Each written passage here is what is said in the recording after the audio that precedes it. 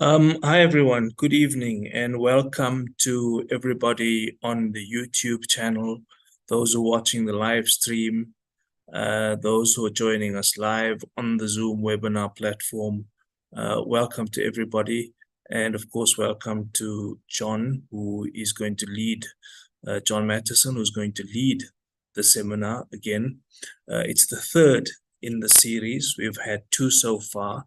The first, which looked at the nature and character of the developmental state and asked the question about why South Africa may not have successfully implemented its national development plan. But we obviously spoke a little broader than just that topic. And we spoke about the intersection between democracy and development. We extended that discussion into the second seminar, in which we took a little bit of a comparative perspective. And the comparative perspective looked at certain countries that developed fairly rapidly and contrasted those developmental states with other democratic developmental states. We used a few examples from Africa, but focused largely on Japan, on China, a little bit on Russia, but importantly, we brought in an African perspective. And today, for the third one, before I introduce John, I just want to say what the theme for today is going to be. The theme for today is about the kind of four primary things that can be done, four themes, four focus areas that we can look at to speedily create jobs. And the reality is, I think we've got to face the fact that we do have a major problem. We've got a major jobs crisis, a major unemployment crisis. And so it's important that there are some real solutions on the table. And John will talk around those. And I will obviously introduce and frame the discussion a little bit. But just to introduce John, I'm sure we all know him very well. But a short introduction, I'm not going to go the lengthy route.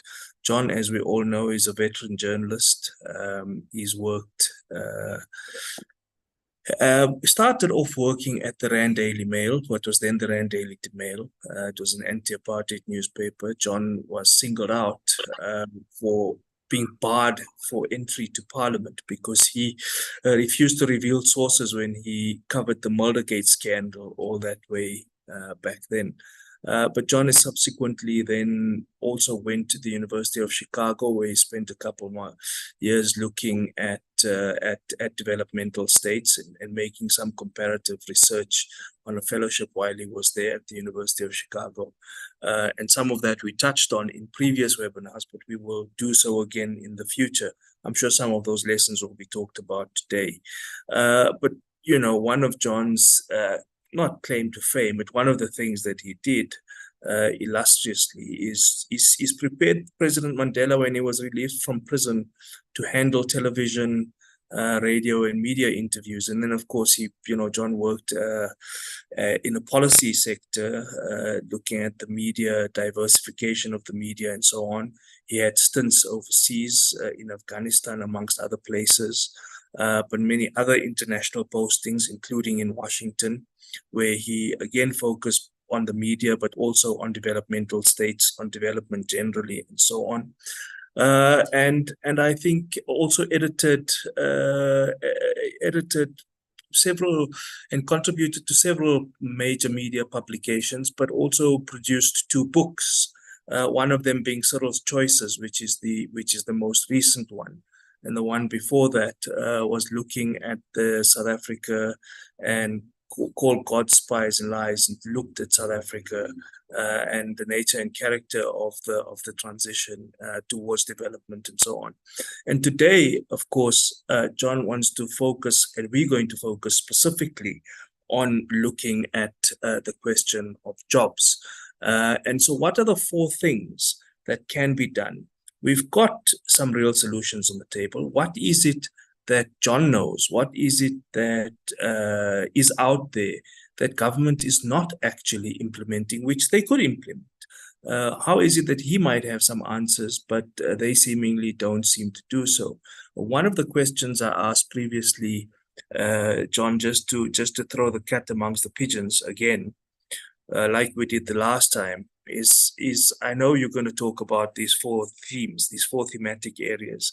And often when we talk about development, we talk about policy, we talk about the state, we talk about government, but we rarely talk about the role of the private sector. Now, I know you're going to touch on it as we go along, and we're looking forward to hearing from you. So over to you, John.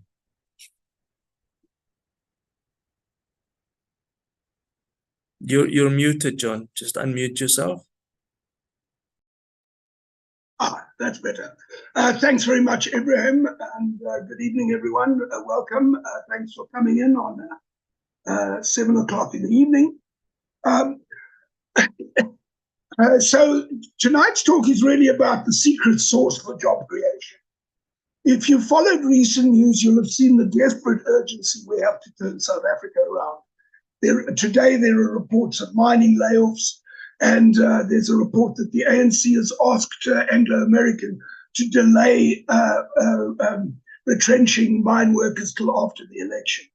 So that speaks to what I mentioned in the first session, that South Africa has been deindustrializing for many years, and we're declining in mineral output, and these are continuing. Of course, they're exaggerated by more recent problems. So the purpose of this session is to show what can realistically be done that would radically transform South Africa's economy by boosting jobs numbers by hundreds of thousands of jobs in the short to medium term and laying the basis for a rapidly growing job-creating economy. I feel I need to answer the question, how can I have the answers? I wrote this book, this one, Cyril's Choices, 3 years ago, An Agenda for Reform. It was based on a lifetime of trying to understand this problem for South Africa. And most of what I'm going to say is in it in more detail. But I see more and more confirmation as I consult.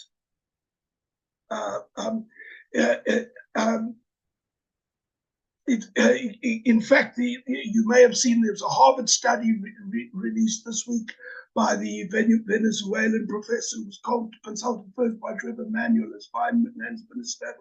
He's come back to South Africa repeatedly, and I've followed most of his reports on South Africa. And you have to evaluate, these consultants. Some are good and some are bad. But I have read most of Ricardo Hausman's work, and I think he stands up very well. Now, obviously, the biggest immediate handicaps the economy faces are electricity, as well as the rails and ports, in other words, Eskom particularly and Transnet. These are political problems that we can be solved with the right reforms, and they are significant reforms. If a small and poor state-run Ethiopian Airways can build an airline that eats SAA's lunch, then a country like South Africa can turn itself around. Everything can be fixed. In my next session early in the new year, this is the last one for this year, I'll address the political and government solutions, what has to be done, what reforms are required of the cabinet, and so on. In other words, how we make these reforms, what has to change in government, the politics, the cabinet structure, and practices, managing the state-owned enterprises, what lessons we can learn from SOEs in other countries, and even the electoral system. But today is, for me, the most important session, this final one of the year, to send you off to Christmas with hopefully a concrete notion of what a successful South African future looks like. So in other words, today I'll be talking about the what. What is realistically achievable based on all we've learned and achievable in a reasonable period of time. Each of the four solutions I'll highlight today can separately produce more jobs than we have from our car manufacturing sector, each of the four. And you know that car manufacturing has been the Democratic government's most effective industrial policy to date. I'm very open to being shown a better way or flaws in my thinking, and I'd like to leave time to be questioned by you at the end. But failing that, it seems to me these lessons are obvious and urgent. I'd like to see them discussed in the election campaign next year to help build a public consensus. Other African countries have had exactly very, very similar problems of state capture and have turned themselves around.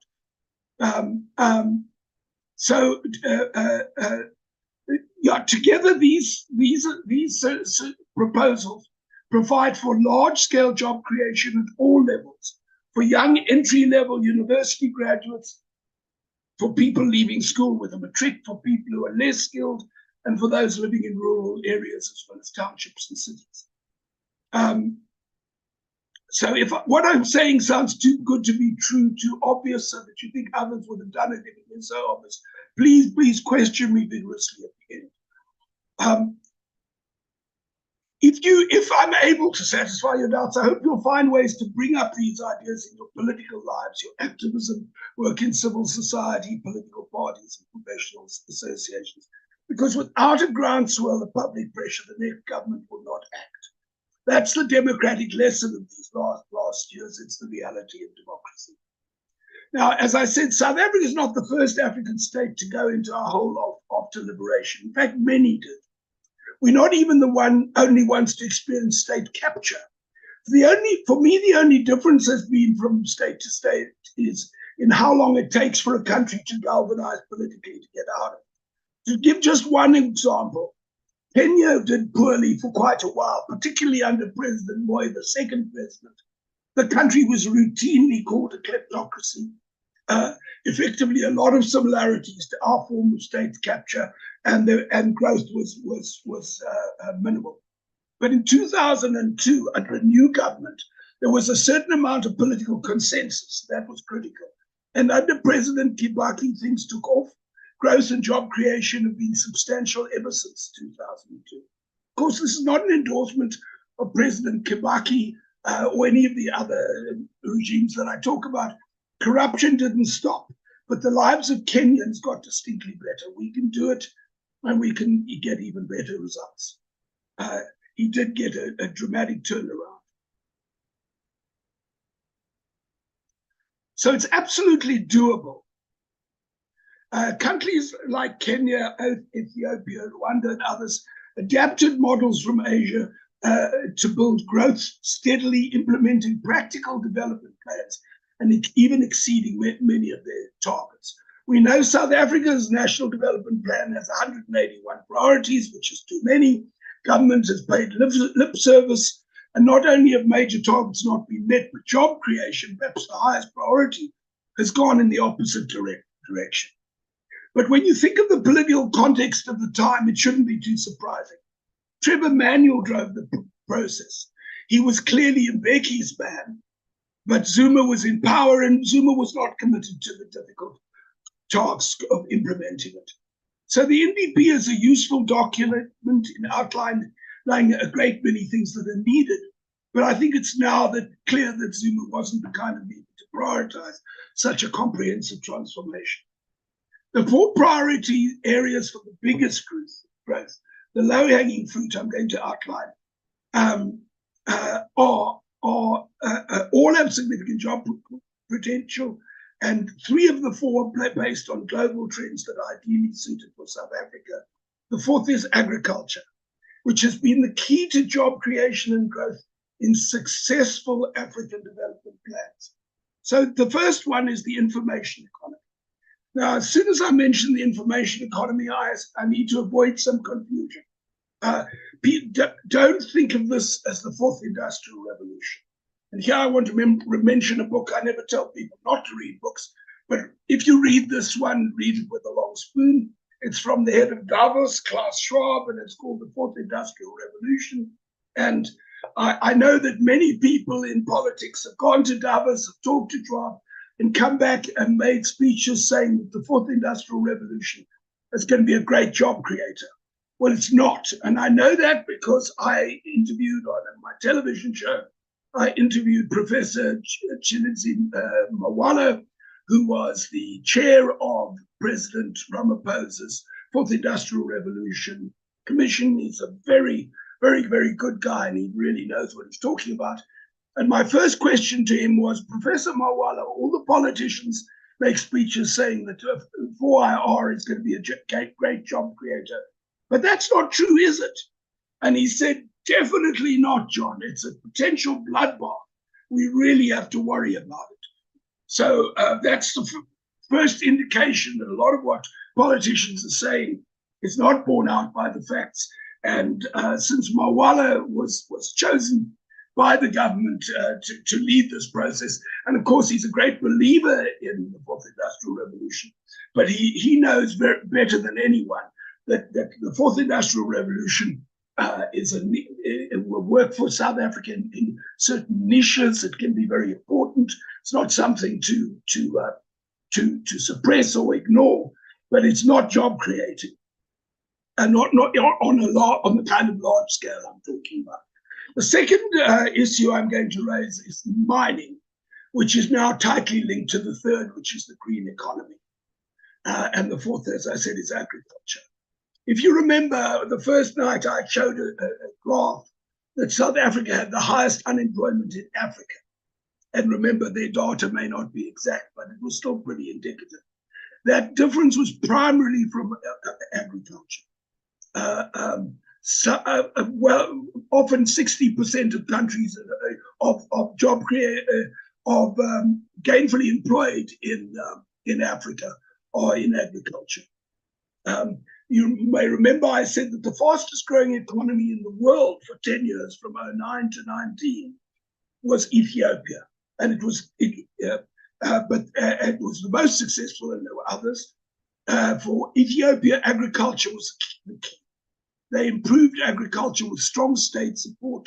They changed crops, extension services, expertise, and all kinds of other support.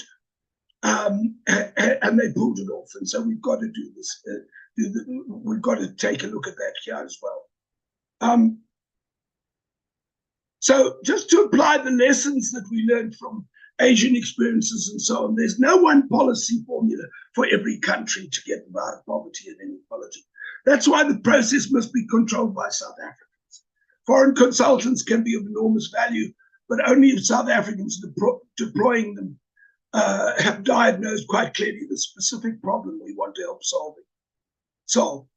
That means we have to abide by simple rules that work for others. We have to know the actual capacity of our state, which of course includes many strengths as well as many weaknesses, and also the actual capacity of our private sector.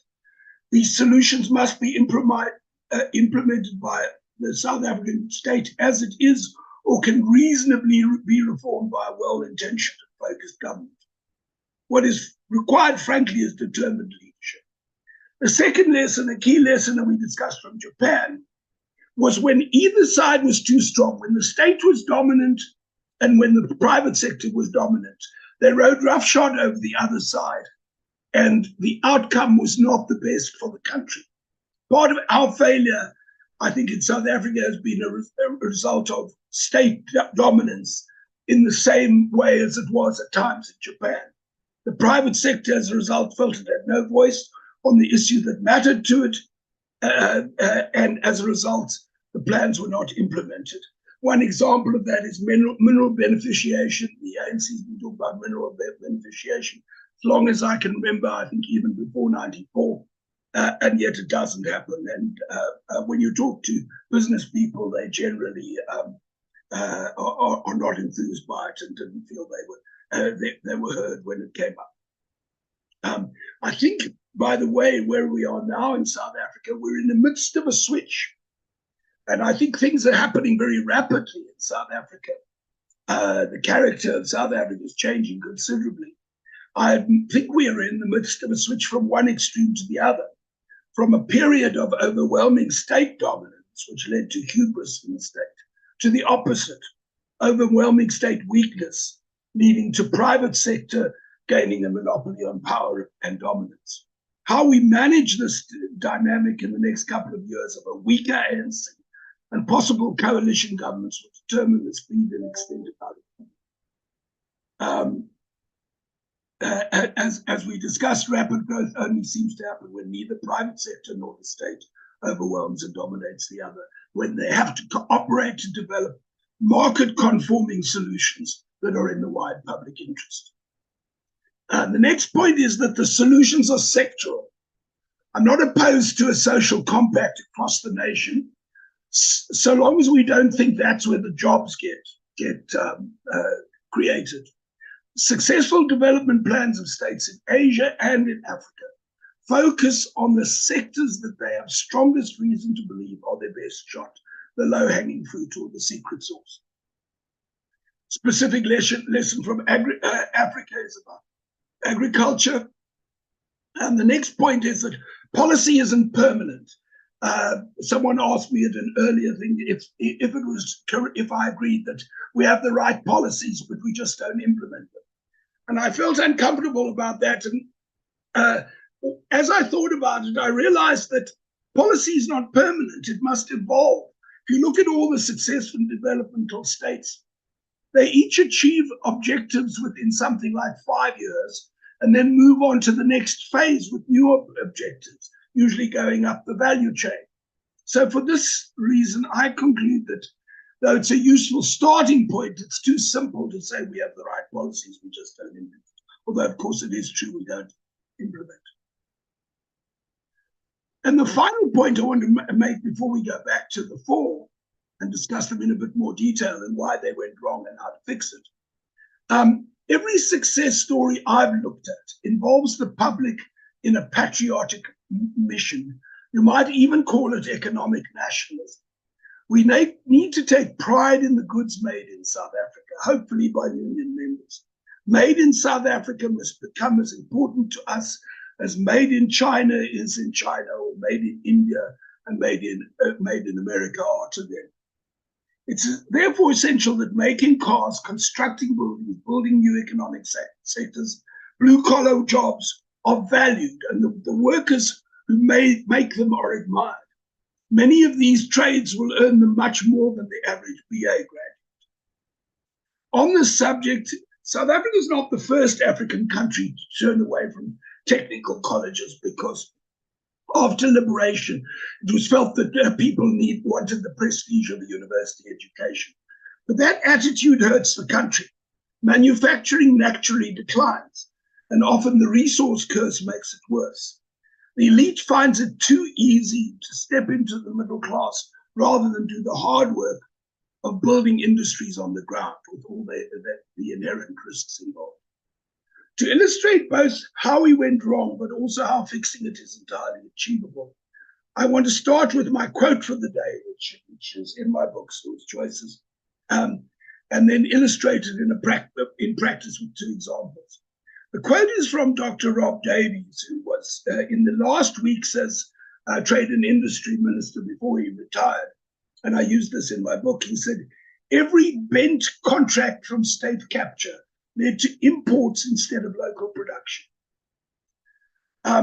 So this is not the only damage of state capture, but it's a good way to highlight the direct damage of corruption and state capture to ordinary South Africans. It's not a victimless crime. It takes from the fiscus, from taxes and so on, and takes government services to all, including the poor, but it also takes jobs. I'm going to give you two examples. The obvious one, the biggest, what I understand to be the biggest corruption since 1994, bigger than the arms deal, is really the rail contracts. Now, in the rail contracts, there were 168 locomotives bought, some from Spain, but a lot from China, and then there were more. It wasn't just 1,000, there was more than 1,068. But what you may not know is that South Africa had established the only General Electric plant to manufacture locomotives outside the United States. I think it was Transwerk, part of Transnet was part of it. And the deal with China and Spain, particularly China, really set that back, and many of those factory workers were retrenched, and those jobs ended. And as you know, many of the locomotives we got were unsuitable, and as you know there is a battle with China over spares. The second example I want to give you is About 15 years ago, work started on several factories in South Africa to make parts for solar and wind electricity.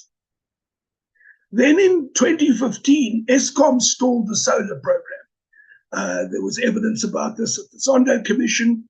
They decided they didn't want it, and these factories went under. One of them was my friend Zwelakhe Sisulu. He had a solar factory and he closed it down. But also the biggest solar company in the world, it's in my book, but I don't have it off the tip of my tongue, closed down. It had a factory in South Africa, small, but it was a good start. And there was another substantial European company. All three closed down. Now, of course, we import our solar from China. China is now setting up solar farms to reach 455 gigs compared to our total of about 40. So that's, 10 times, 10, 11 times more than we have in our entire grid, just for that.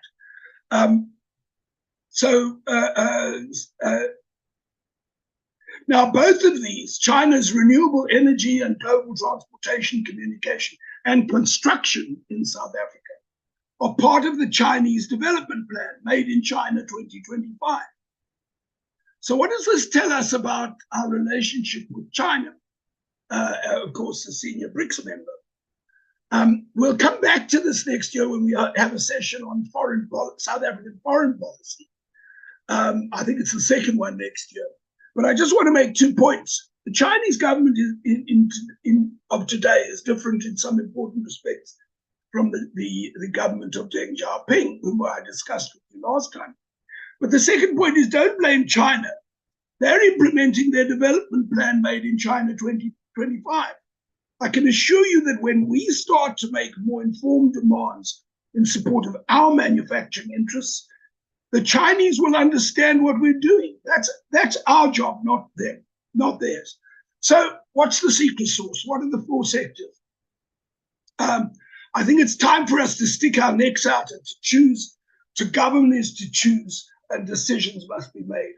Now, so the information economy, not the 4th Industrial Revolution, was sabotaged by state capture long before we even had the term. From those of us in the sector, I was a regulator at the time, knew in the 1990s that there was massive job creation. Information was the oil of the modern economy, was the term we used in those days. Even the Treasury confirmed it. A study said 0.6% added growth could be possible. And that was rather conservative. But it required 2 things from the state. One was to set up a competitive environment in the telecommunications sector to bring down prices. And the second was digital migration. And the point about digital migration was to take the signals for SABC and ETV off analog, put them onto digital, and the advances we would make in both the speed and the we increase the speed and reduce the cost of Wi-Fi and the internet usage throughout the country. Now, the Digital Commission completed its work in 2002, but here we are today in 2023. It's still incomplete and fractious because people are losing TV signals. By the way, that's why the government loses court cases. I think usually the court is right because they're doing it now in an over-hasty manner and they're not getting it right.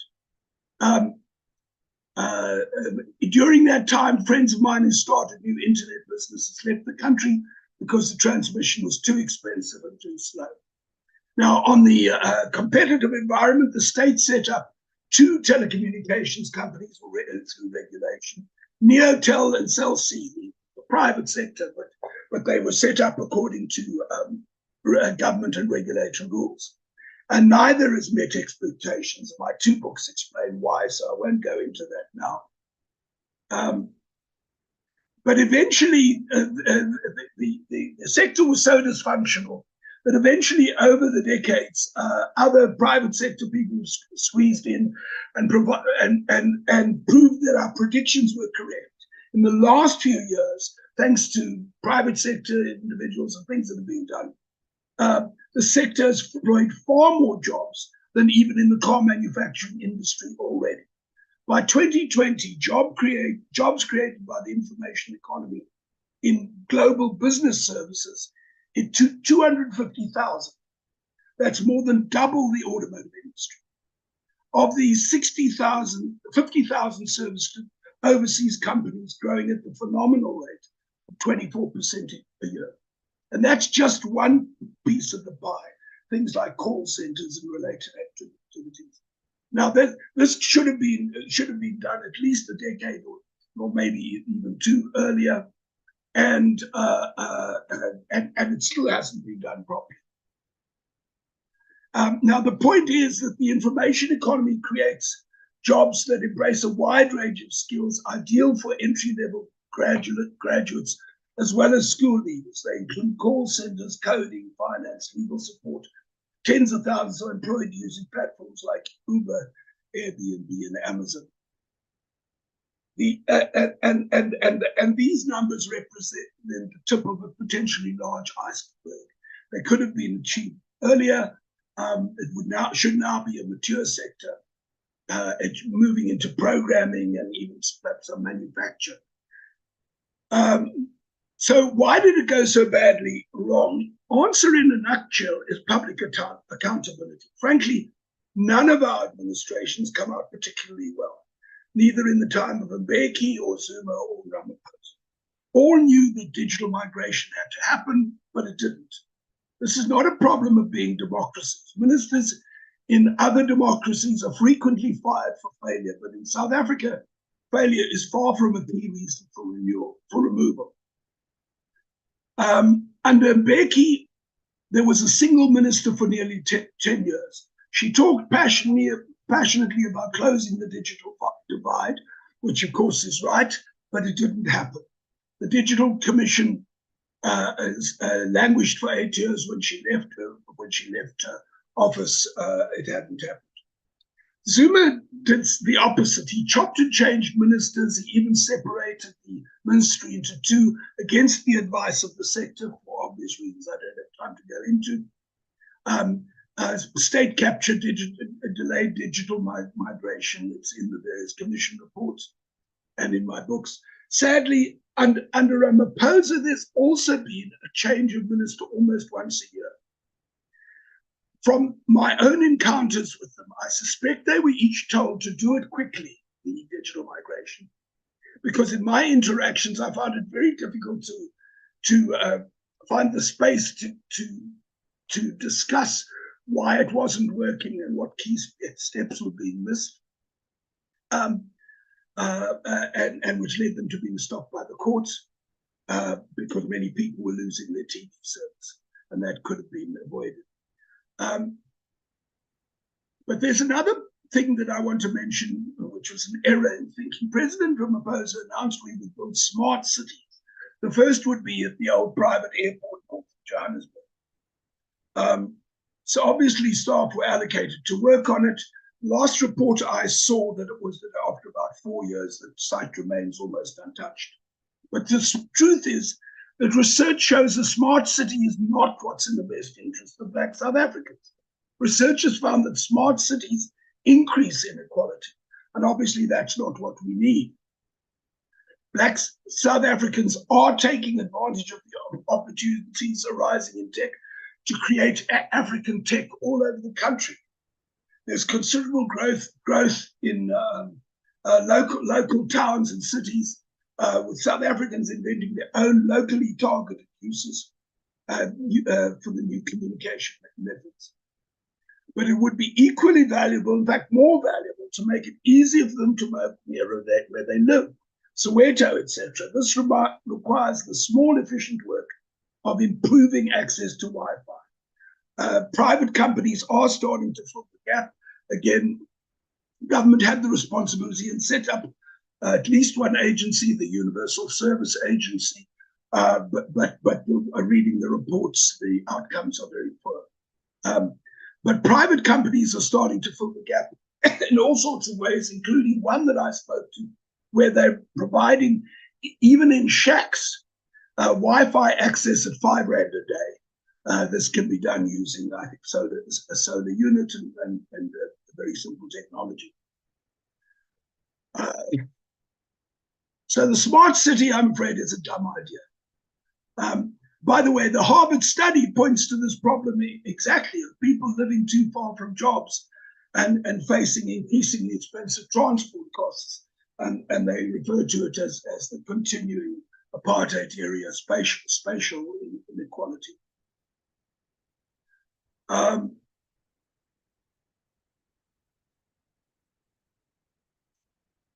Yeah, and of course the other problem, just briefly, is I've been on several boards in government. They appoint a board. People think, the DA tends to talk about cadre deployment as the problem, and I think it is. But it's not just that. Even when they take in people, whether who are competent or not from the party or whatever, which they do. The trouble is that next time round they change the whole board and give it's treated almost like a present that's given to different people every time there's a new board. This is unhealthy in a number of respects. Of course, it also breaks continuity on these key bodies. I mean, the SABC went without a board for 6 months. This is devastating to the institution and the country, but it's also devastating to the individual. If you put your heart and soul into making it a success, and then you leave, what do? You've been spoiled. You've seen all these massive deals passing your desk, and what do you do with yourself? Well, you start looking for deals when actually your expertise would be better used elsewhere. And of course, that's also it leads to corruption. Second secret source is mining. You've seen today's news that lack of electricity and blockages at harbors and railways are a major reason for retrenchments. Also, of course, it's affected by the declining commodities prices, but that's cyclical. But what I wanted to say about mining is that the underlying reason why mining is in long-term decline, beyond even Eskom and Transnet, is that exploration has cut back enormously. You probably know all our big mines are old, but the point the miners make in my book is that there's no reason to think that we wouldn't find new minerals in South Africa. They're finding new minerals on every continent: Australia, Eastern Europe, South America, Asia, and North America. Exploration is cut back for two reasons. The first is the constant uncertainty about policy and ownership, exacerbated by a high turnover of mining ministers. And the second is that the permit system is antiquated and badly run. So South Africa ranks as one of the lowest of all mining countries in ease of doing business. And Namibia, for example, does way better. You may have heard that there's the promise of something called a cadastre system that will speed things up, but that promise has been pending for years. But there's another problem caused by the fruitless battle going on between Gwede Mantashe's resistance to green energy and other ministers who support it. We don't have a unified policy to build a long-term green economy that includes not just solar and wind electricity, but supplies numerous minerals that are needed for the new green technologies, including electric cars. I wrote about this in my book, and I was pleased to see in the Harvard study, Professor Hausman has a whole lot of new reasons why the green economy is ideally suited to South Africa to create thousands of jobs, and it's much more than just electricity. Electricity is just the first step. So the reality is that both the debate between coal and renewables is holding us back. The reality is that both coal and renewables are in our foreseeable future.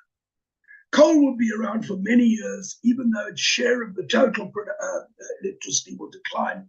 But renewables are inevitable, whether you like the science or the politics of it or not. The world is moving inexorably to green energy. Banks are making it hard to borrow for coal and making it easier to borrow for renewables. The range of new products and spin-offs will multiply. The demand is rising. The Harvard study lists a slew of these new opportunities. It calls for us to leverage our solar and wind resources to make many things which many countries prefer if they're made using green electricity. We can do that, with our resources of sun and wind. The Harvard study talks of South Africa developing green energy industrial parks. It also talks about, which is in my book, the mining, where South Africa has rare earths, manganese, vanadium, numerous other minerals that are needed for the green economy. Why do you think a senior Russian oligarch with close ties to Vladimir Putin, like Viktor Vekselberg, who has enormous enterprises elsewhere, is now running a manganese mine in South Africa and significantly funding the ANC? What do you think he sees a value in us? This is something that Professor Houseman has also noted.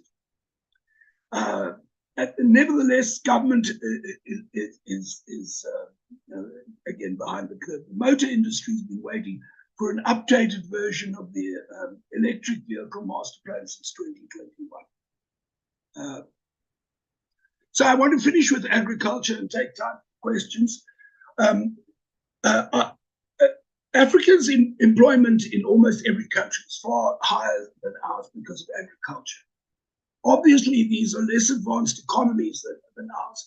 So a country like Ethiopia, when it started its development ascent, had few options. Agriculture was where they had a starting point.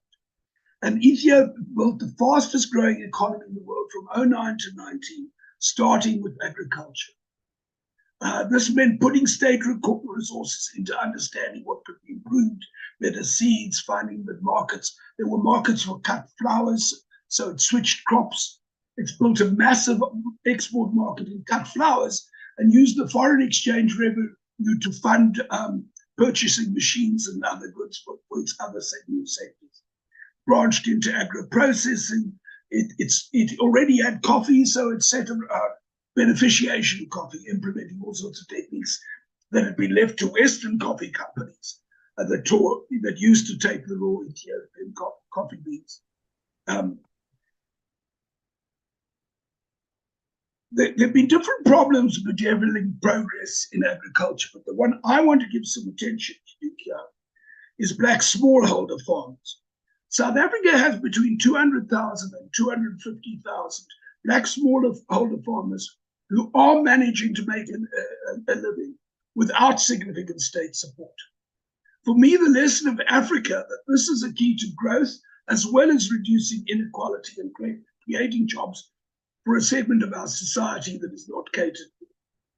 Very briefly, one of the problems has been that agriculture has been dominated by large-scale commercial farmers, and researchers believe that the state tends to favor commercial farmers. Now, there are 2 points of view, one centered around the University of Stellenbosch, the other around the University of Western Cape.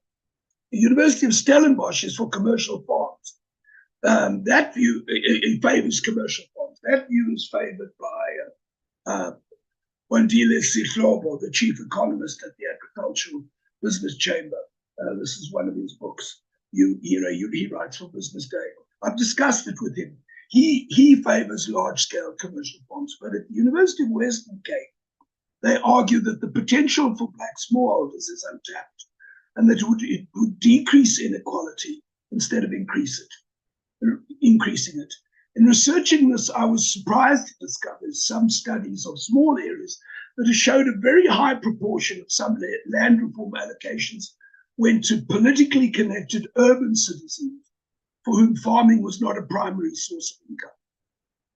So To beef this up would require expanding extension services to do what Ethiopia and others have done. I've been looking at lists of what's required. Doesn't require university degrees, but it requires well-trained officers with diplomas. It's not difficult, but it could make a big difference. So out of these four things, which are entirely within the capacity of the South African society as it is under a focused government, you have the basis for a prosperous 5 years with more possibilities in sight. A significant component should be to rebuild our pride in our country and pride in what we make in South Africa. There is made in China, made in India, made in America. We need made in South Africa to be a phrase on every South African's lips. And what better way to kickstart that new spirit than to agree that from the first day of the next government, cabinet ministers, mayors, judges drive cars made by South African union members. That move would tell us we are serious. It would immediately create some jobs because almost none of our ministers and judges and mayors drive our own beautifully made Mercedes or BMWs or whatever. And it would symbolize a real rebirth as a country on the mend. Well, I think we need some light here. And John was just talking about reform, specifically in electricity, and boom, there we go.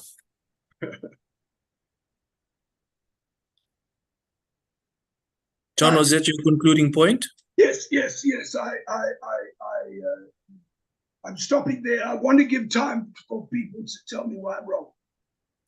Okay, before I abuse my role as the facilitator, let me ask people who've been contributing in the chat if they would like to make their comments. I obviously didn't read out the house rules or go on about the house rules before we started, but that's because we have been doing so repeatedly over the past 2 seminars. But just, we encourage everybody to participate. We encourage comments, we encourage interjections, even questions, and so on. Bandwidth and video is kept off because of reasons for bandwidth. People are being muted, not because we want to discourage participation, but just to minimize disruption. So feel free either to lift your hand and I'll recognize you and you'll be have the ability to unmute yourself. But I was wondering, Solim Wang had a couple comments, one short sort of question and one sort of extended comment. Solly, we give you an opportunity to just round that up. I'll just say, everyone, while we were encouraging participation, just be mindful also of time. And I'll have a couple of questions too, John, as I usually do, but I'll come to those. Solly?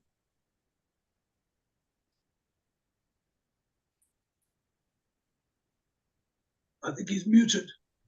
Solim? Yeah, I'm muted because I'm working here. Hi, can you hear me? Yes. Yes. John, hi. Lovely to see everybody. Look, John, you mentioned state capture and the impact of it on South Africa, on who we are, what the country has become today. But you speak of it as if it's in the past. A lot of people now talk about a new form of state capture. Can we, with confidence, talk about state capture as something of the past? As like South Africa is ready now to move on? That's the one question. The other question is, you also mentioned the dominant role played by the state, by private corporations, by the private sector. Is it a good thing that the private sector is stepping in where government has failed, or must we guard against that? Thank you. Thanks, Sonny. Good to see you. On your first point, of course, state capture hasn't ended until we see some people in orange overalls. We really see that it's ended. It's not ended. There's no question that is still a serious problem. We've got, and in my later sessions, I will be talking about what we have to do on the legal side and so on. But I don't want to go into that here. So there I completely agree with you. On the private sector, you missed my last webinar, where I discussed the history of this and what the history tells us. Japan was the best example. That what you really want, obviously, growth and job creation happens in the private sector, not in the government sector. That's a given. It's not going. Governments don't run businesses by and large, with a few exceptions, and build great enterprises, and that's not their role. However, what the research shows is that the best outcome is when in Japan, what happened? There was a period when the state was all powerful, as we've had here, and the private sector was very weak, and the outcome was poor because the dominant side just orders the other side around and doesn't listen to them. But it also turned out that when there was a period when the private sector became overly strong, and their interests are not always. I mean, I could talk about this for hours about when the private sector is helpful and when it's not. But the private sector's interest is in its own businesses, and if you leave the private sector to its own devices, you have a tendency towards monopoly. You have other unhealthy things. They will do things that give them the quickest, shortest profit. And sometimes, most of the time, that's fine, but it's not always fine. Not all growth is equally good for the society. And that's why when you have rough parity, and both sides have to respect the other, and you work in sectors, and you meet and you say, well, look, this is what I need. And, this whole thing of beneficiation of minerals. From what I can gather, I've been trying to get facts on it with some difficulty, but from what I can gather, the ANC has been saying since, I think, the 80s that we must beneficiate. In other words, we must start making things like jewelry and so on. And from what I can gather, the mining sector, is not equipped to make jewelry. The other problem has been the other kind of beneficiation involves smelting, and that's a problem because of electricity. But the underlying point I'm making is that not everything the private sector wants is in the public interest. And so when you have public interested civil servants working with commercial interests, and they have to reach an accommodation that produces market-conforming policies for growth, but ones that are in the public interest. That's the best outcome. The reality is, in South Africa, that I suspect we're making quite a rapid swing from one extreme to the other. That you will get the private sector the most powerful in a very short space of time. You can see the writing on the wall. And that will be better than what we have now, because some things will get done, undoubtedly. But it's not the best to get rapid growth. And frankly, my point is that South Africa needs rapid growth. Our jobs crisis is a volcano waiting to erupt. Our numbers are utterly shocking. And to get that down quickly, cooperation of the government would be most helpful. Thanks, John. Before I come in, Fuad Kassim, economist who will hopefully have something provocative and controversial to say and challenge you on some things, or maybe add to it. Fuad, over to you. Thank you, Ibrahim. Can you hear me? Am I audible? Thank you, John. Very interesting contribution. And I think, yes, it raises many questions and issues. Now, for all intents and purposes, South Africa is a very capital-intensive economy. And I want to talk about a project that I'm involved in. I chair a fintech company that finances small and medium enterprises. This company, which is about 5 years old, finances small and medium enterprises, has grown and today has financed about hundreds of small and medium enterprises, created about 2,000 jobs, injected, capitalized into the economy about 1.8 billion.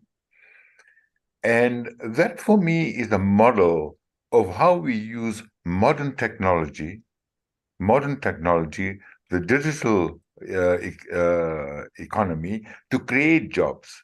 Now, the tendency is to regard all technology as job destroying, but it's not necessarily the case.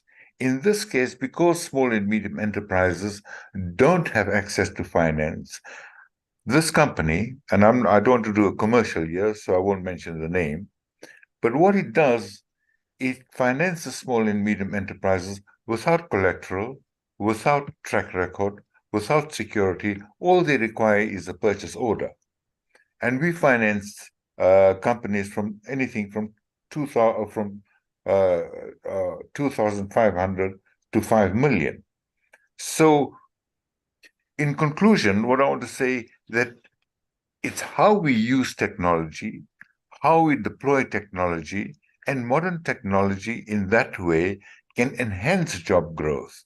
But it depends on on on imagination, on application, on thinking smartly about how we use modern technology to advance good policy. And that can be done. It's not necessarily in the hands of government, but yes, companies like ours would benefit from government support, government finance, and what have you.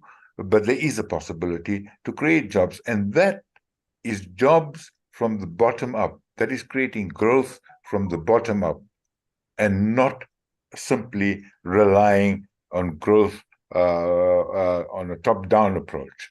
So you can bring up the bottom of the pyramid with access to finance and create jobs. Thank you. But Fahud, I'm exactly with you. Just to underline, I don't know if you heard the whole talk, because I made a very clear point that what you're referring to is what I call the information economy. Yes. It's had this massive potential for growth, and you sound like a superb example of it. The job of the state is to make sure your broadband gets cheaper and faster, and it's the state's failure that has interfered with that. So, I mean, things are much better now, but they're still not as good as they should be. And that's things like digital migration. If the government were doing its job properly on things like digital migration and telecommunications competition and so on, it would have been much easier, much earlier for you. But everything you're saying, I'm for. The only thing I was especially reservations about was the 4IR, which is a different thing. In other words, what you and I are talking about, essentially, to summarize, is the third industrial revolution. And that was a massive job creator. The fourth industrial revolution is more complex. And I won't say anything more about that now, but I'm completely with you.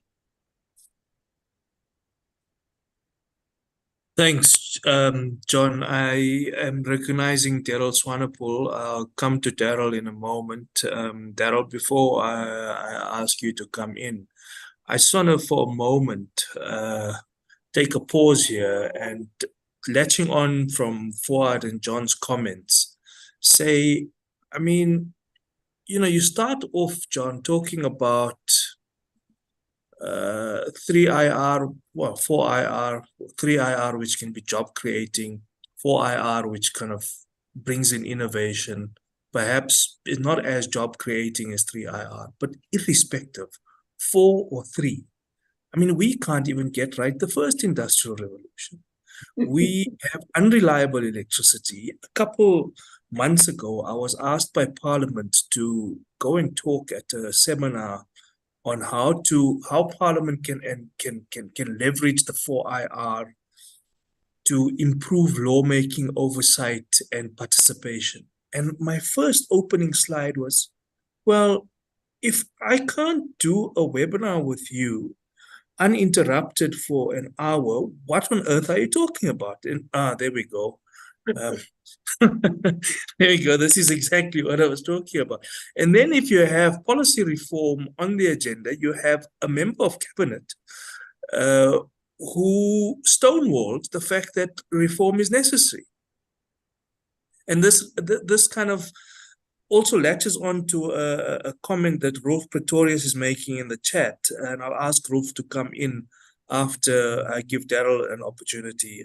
But maybe you want to just take a stab at what I've been saying, John, and then Daryl, and then Rolf after that. Yeah, thanks, Abraham. Again, I completely agree with you. In fact,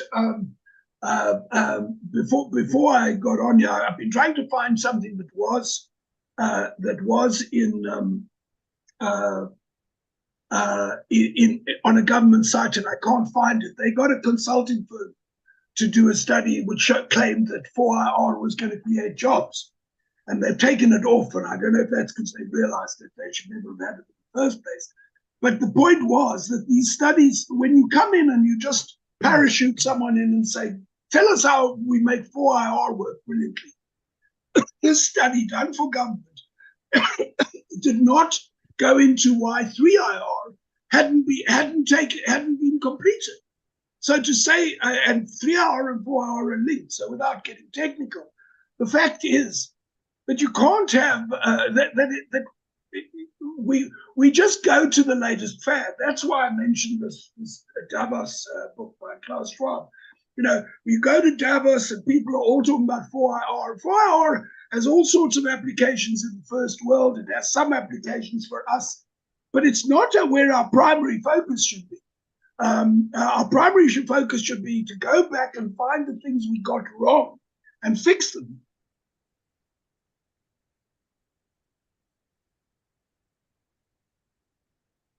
Thanks, Daryl. Yes. Hi there, John. Hi, Daryl. Look, I agree with everything that you've said. But to do that, one needs workable economic infrastructure. And what I worry about is whether we have the necessary finances to roll out that infrastructure that we need. We're going to have to find far more innovative ways of getting the finances in place to fix the economic infrastructure. Now, this must either be done by the government looking at increasing its debt levels for investment debt, because the debt in itself is not bad. It's what you spend the debt on. Consumption debt is bad. Investment debt is good. Or they must become creative in the way they involve the private sector in the development of the economic infrastructure. And to your point, one of the easiest ways to get the rail infrastructure sorted is by getting the private sector involved in the rail infrastructure, running private trains over their systems, etc., etc. But they've been talking that for maybe more than 2 years already, to implement or to develop the policy, and we haven't even seen the policy paper come out on that. And when they do talk about involving the private sector in it, it's not real private sector investment. It's really farming out some of their duties to the private sector, which doesn't create new infrastructure.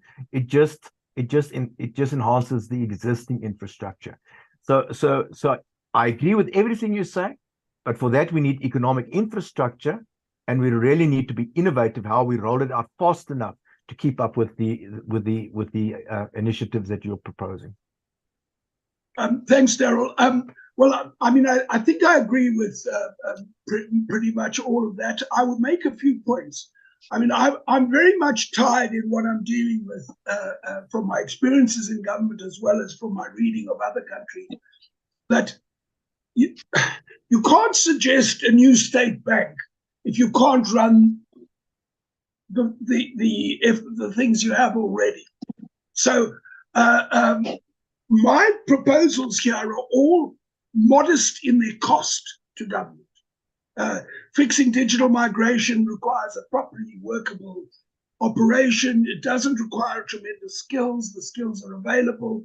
It requires political will and commitment, modest costs at this point, certainly, and the others the same: mining, green energy, agriculture. These are not significant costs, and I'm reluctant to suggest major costs for a government that hasn't been proved itself able to spend correctly. I think if you get these first things right and you start to show a government that does take effective government seriously, then you can start to look at those things. I am familiar with the issue of rail. I know what you're referring to. I mean, the reality is, so as I said in my talk, we start with the premise you must have an accurate assessment of your state's real capacity. Right now, the state can't run Transnet, and therefore it's taking in others to do bits and pieces, but it's doing it in a piecemeal way. It's not a comprehensive plan, and too much of the ideological debate sees state ownership of things as an end in itself.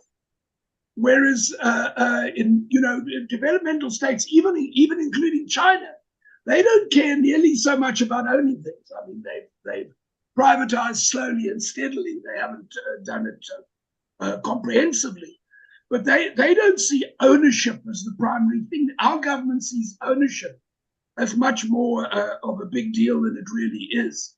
What matters is how you regulate it. By the way, I mentioned this before, but a previous session, but I don't think you were on. Ethiopian Airlines is spectacularly successful, as you know.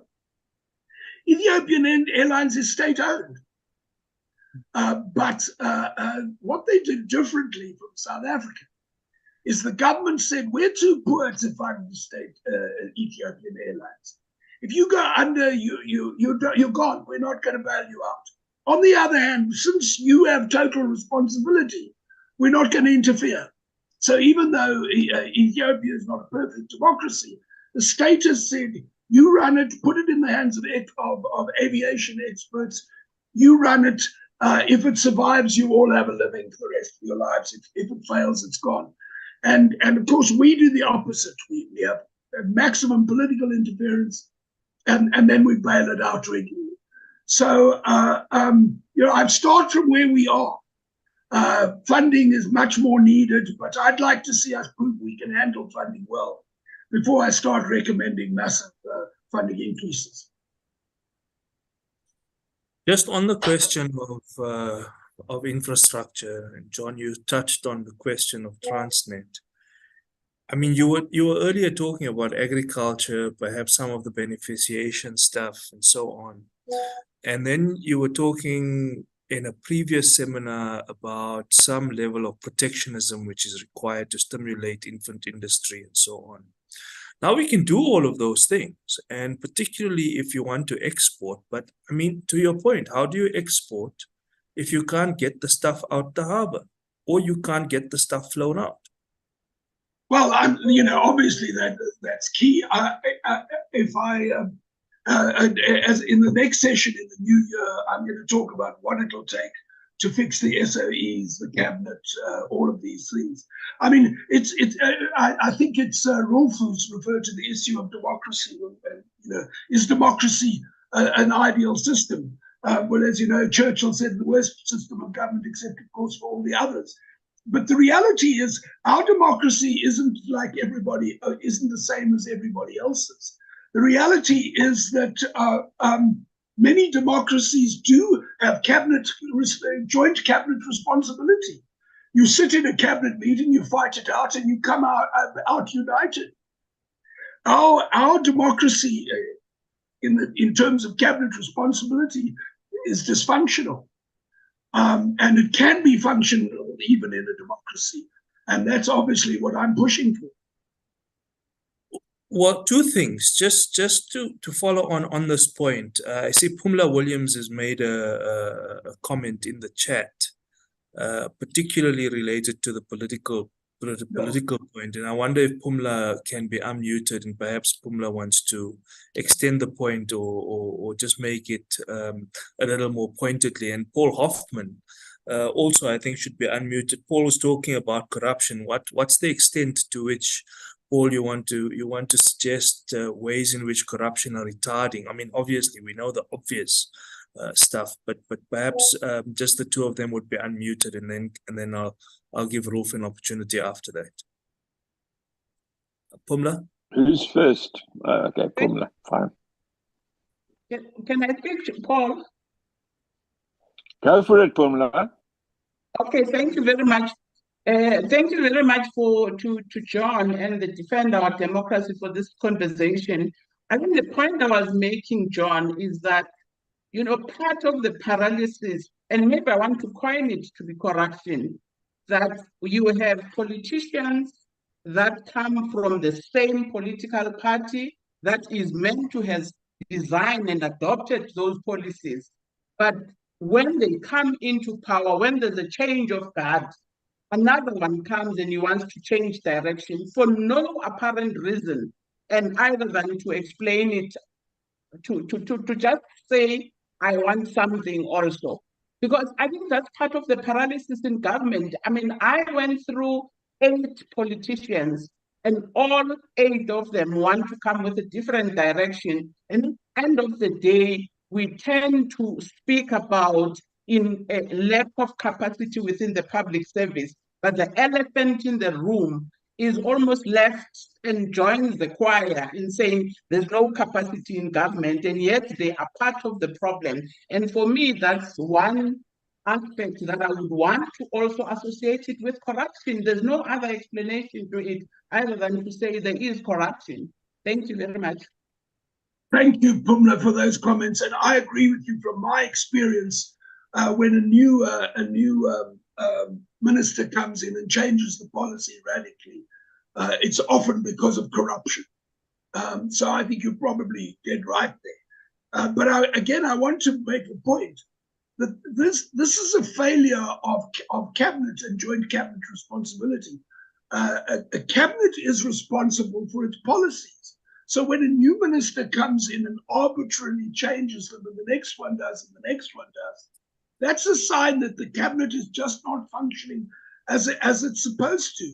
There is no sense of joint cabinet responsibility. That you join the cabinet, you've fought out the policy issues, you've agreed an approach, and you stick to it. And the new minister, by and large, should stick to it too, unless she or he goes to cabinet and makes a compelling case that there's really been a failure that has to be corrected. Unfortunately, my experience is very much like yours. Paul?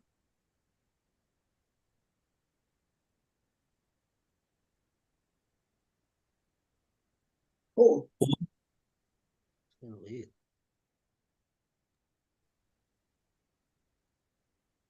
Paul?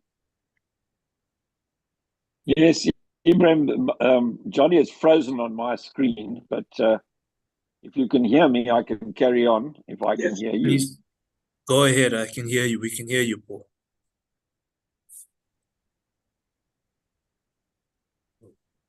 Go ahead.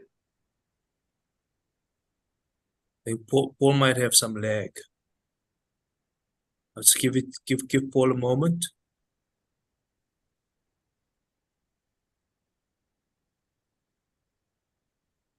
He's disappeared. Yeah, I think he's either disappeared or he's got some lag. Rolf, if you want to, just come in, you made a couple different, but in some cases related points, partly about the political system, in part arguing for perhaps a coalition, which might, some people believe, force political oversight or at least reasonable coordination of policy, because the one can constrain the other. But as Pumla just pointed out, sometimes you think that internal factions in the party can play that role, where you curb the excesses of another sort of wayward faction, but it doesn't seem to be the case. It appears that it's the person who gets the authority then decides how they want to change direction. Why would you think that coalitions are necessarily going to have this moderating effect? the evidence thus far is showing completely the contrary in every major city.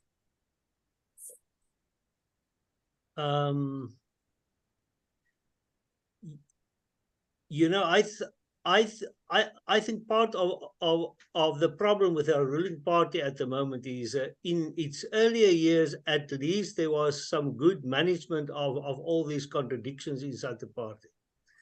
But nowadays, that capability has disappeared. It has become too divided, and they aren't able to manage this anymore. And that is a big part of the reason why everything is becoming so dysfunctional, because it is corruption-minded people against honestly-minded people. So they're actually fighting each other. It's not there is no basis for cooperation. Now, regarding the coalitions, the whole problem with these coalitions is the instability that occurs. Now, in the deputy president's dialogue on coalitions, I argued that what is needed is only one thing. That is that because a coalition is an executive is actually elected for 5 years. That is what is supposed to happen, unless it does something really stupid. So, but now at the moment, such a coalition government is elected with a majority of maybe one or two votes. Then one or two of these councillors change their allegiance and the government falls. And then just a little bit later, one or two changes their allegiance and it falls again. What should happen is that those same rules that applies to the presidency at the moment should apply to all executives, national, provincial, and local. In other words, if a motion of no confidence is submitted, then it first have to be investigated by legal experts, because during that time, during that 5 years, the real requirement is that government must adhere to its constitutional mandate. If it does, then there is no real case for it. But even if there is a question of whether the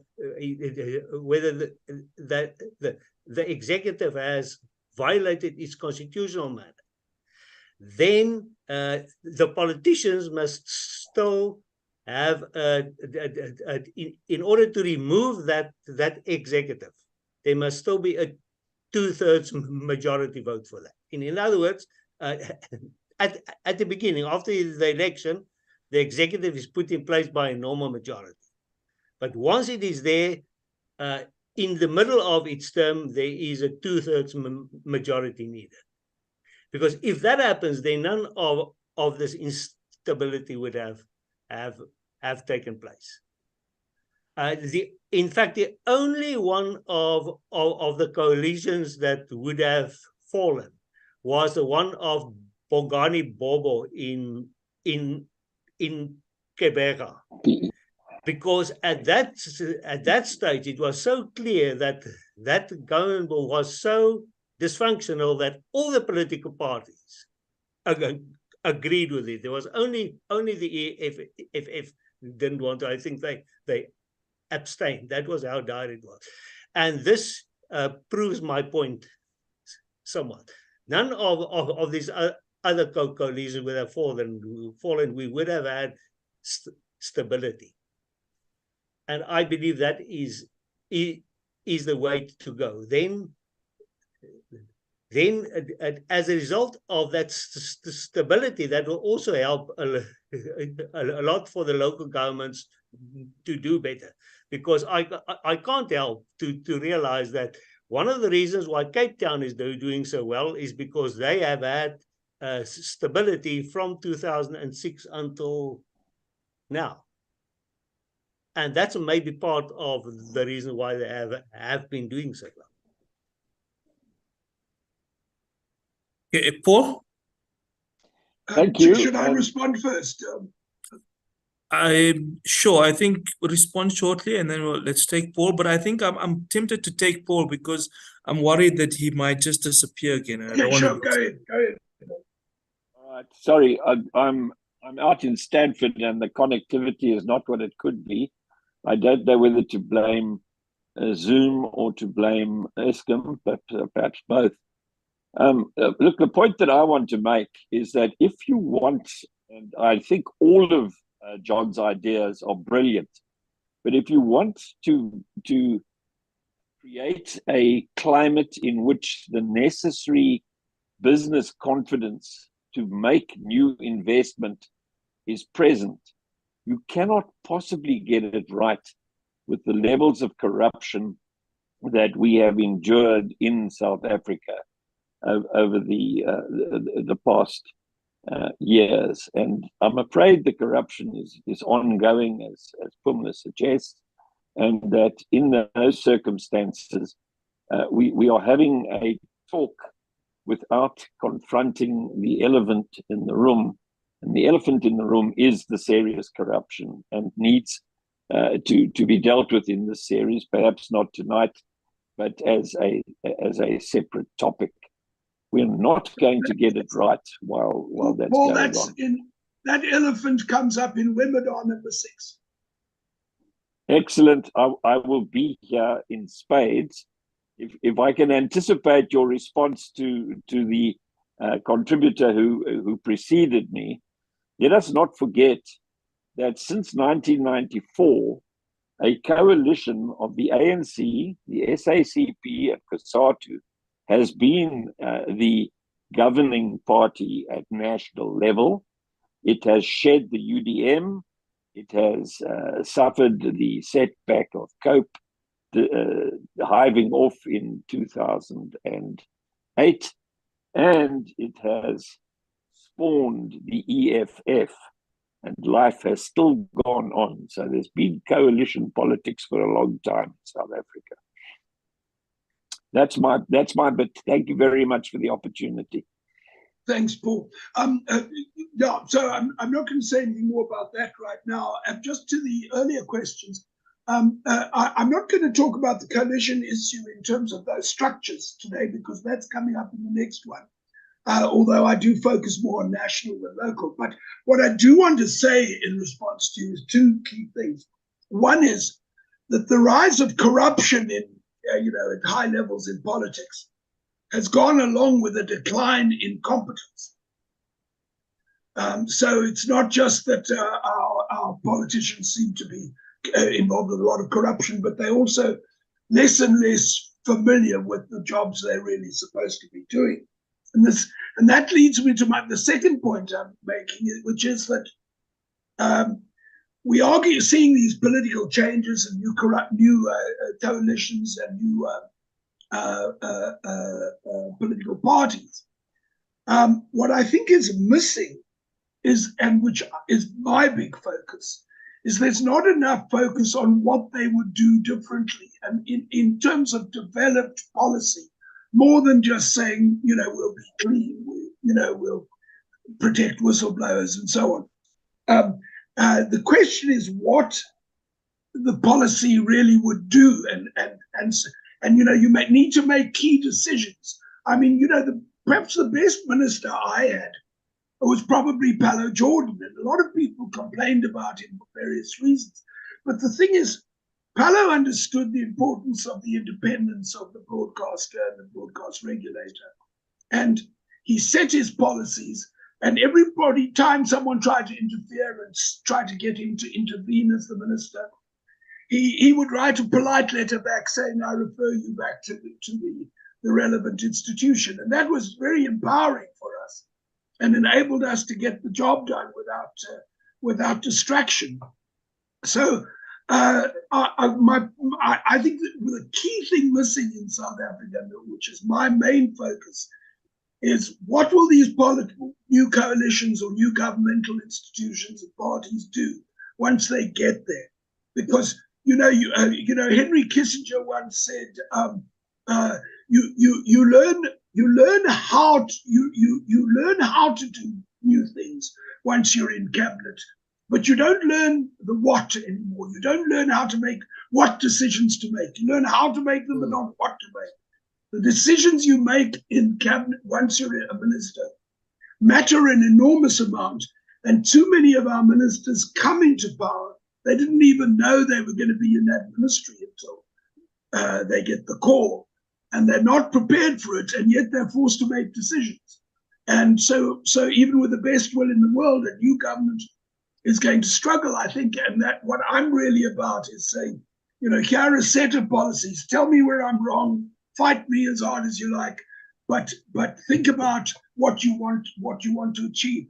And just my final point is taking the example of Kenya. Things cleaned up in 2002.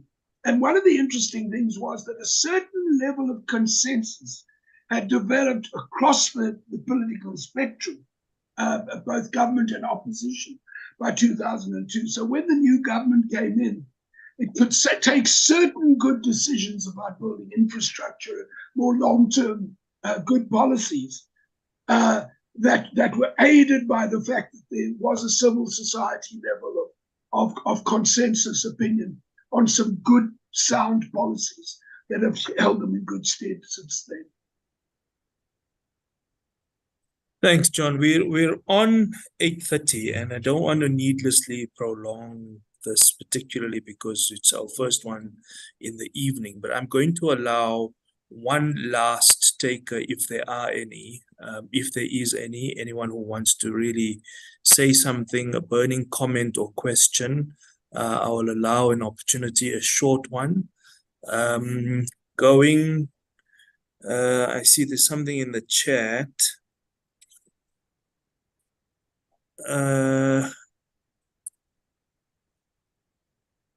So it's Solly again. Solly, do you want to very briefly make your point?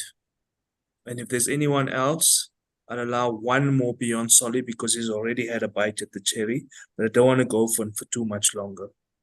I like bites of cherries. Hi, can you hear me? Yes, cherries are nice and small. It's a small Yeah. fruit, which means Solly, you got to keep it small and short. Yeah, very short. The thing that really frustrates me is that we have so many intelligent people in South Africa, in this room, in John, yourself, others, and we occasionally meet. We know what needs to be done, but how do we get this information to get to those people who make policy? I mean, we can meet and talk again. We'll talk again in a year's time about what's this goal, what's this ailing South Africa, what needs to be done. But it doesn't seem like this information reaches the people who make policy. It's almost like they become like shut out in some in a world that is separate from our own. Once they get in there, they're not part of the country that we live in, that is pained, that wants to get up and and be the country and realize its potential. How do we get these people into this room and many others really, and listen to what smart South Africans have to propose as solutions to get out of the rut? Don? Do you want to take the last question and then I'll wrap up? I mean, sure. I think Solly, short of dragging people into the webinar. No. Shall I respond? Yeah, go ahead. Yeah, well, Sonny, I share your frustration, but that's the hard work of building consensus and building an informed policy public. Yeah, I mean, we've talked about this before. Building it is slow, but I think that's what you do. I write for every publication I can think of and try and get those ideas out there, and hopefully we start to break through. Ibrahim, have you got another question, or are we wrapping up? Because there's one. No, I I'm think good. we're wrapping up. I mean, I simply Okay. wanted to just say that it looks like before you conclude, I just wanted to say that it appears as if we have a kind of toxic mix, though it seems a more basic toxic mix of incompetence, interference, inconsistency also in basic things in policy. There's inconsistency, incompetence, interference, and obviously within that falls the scope of for corruption and so on. But John, I want you to conclude Yes. on that point, and then we'll end. Yeah, well, actually, I see Linda Soga asked me to recap the 4 trends, and I thought I'll end just by doing that. The 4 areas where we can create significant jobs, and obviously these are my proposals, and obviously I'm not dealing with minor niches. And the 4 are the information economy, which is things like the earlier person who came in was doing so well in fintech companies. The second is mining, where we have tremendous opportunities. Obviously, there are the ecological debates about climate change and so on, but we have many minerals that are going to be key to combating climate change. And South Africa should be preparing, be enthusiastically being on top of those, whereas I think too often we aren't. The third one is the green economy, which is not just electricity. It starts with solar and wind, but goes on to other things, battery and so on. It's linked to the mining for the green economy, and it's linked to all sorts of opportunities that arise from decarbonizing the economy. And then the fourth one is agriculture, and there are many things we can do with a more effective agriculture department. But and the focus I highlighted was that we have 250,000 black smallholder farmers who are making a living out of their farms and getting into the supply chains. But it's very hard because they're getting very little support. And with a little bit of support, and support can come from many parts of government, including the municipalities. We can discuss that another time. Agriculture could be a real growth area. And we've got to do that because, as you know, we've lost, farm workers have lost jobs over the years since 94. But creating smallholders who can start to grow and become parts of the chain is as important as the commercial farming. So those are the 4 issues, and thanks very much for listening. Thanks, John. Thanks again for stimulating input. I know a lot of us in the room often agree with each other. Sometimes we have disagreements, but we had an interesting discussion tonight, perhaps not robust, no major disagreements and so on, but nevertheless stimulating and interesting. And thanks to you, John, for leading it. Thanks, of course, to Defend Our Democracy for actually hosting and being the platform that has initiated this series. They're obviously very busy, the folk at Defend Our Democracy. Zakira, Chetza, Trene, and Zinzi, thanks so much, not just for hosting, but also a very busy day tomorrow for them. They're launching what's called the Election Watch. It's a national civil society coalition and a campaign to observe and monitor the 2024 elections.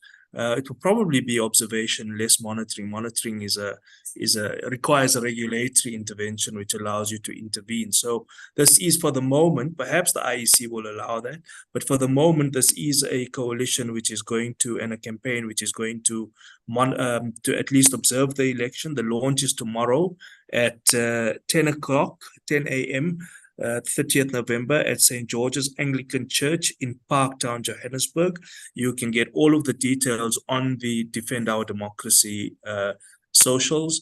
And of course, we'll have the next webinar in the series, the 4th one, in the new year. So with that, Happy New Year, everyone. And hopefully it's a good, safe, productive, and prosperous one. And hope to see you all then. And don't forget the DOD launch of the election observation campaign tomorrow. Thanks very much. Thanks, everyone. And have a good evening. Thank you.